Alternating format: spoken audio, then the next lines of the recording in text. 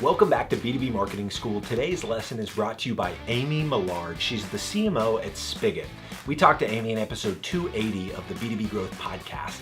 So if you want to get the entire episode, the entire interview that I did with Amy, make sure to subscribe to B2B Growth on iTunes or your favorite podcast player and check out that episode. It's a really good one.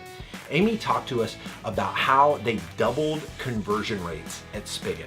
Essentially what she did is she used a tool called LeadSpace, which is a predictive analytics solution, and they analyzed all of their customer data. So the existing customers, folks that are using Spigit, and they identified that there are 6 key skills on LinkedIn that are indicators that these people are the ideal buyer for someone that would pay for Spigit. And so instead of looking just at job titles, they realized, oh, we need to be looking at these skills on LinkedIn. And when they started doing that, it doubled their conversion rate.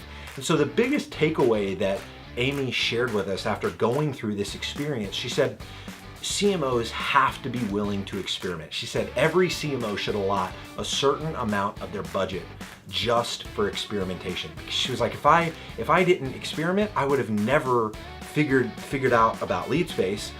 This was just an experiment that we spent very little money on.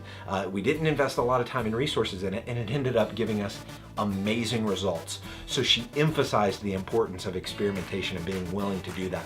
Another thing she mentioned was that it's just as important to know who not to target as it is to know who to target. She said that once they were able to develop this profile of the exact person that they were supposed to target, they had to do a few things to make sure that they still weren't going after folks that weren't the ideal fit for them. So they actually hid leads from their sales team so that their sales team was not investing time in leads that were not the absolute best quality. And so she said it was a little dramatic at first and it ruffled some feathers, but it ended up producing incredible results.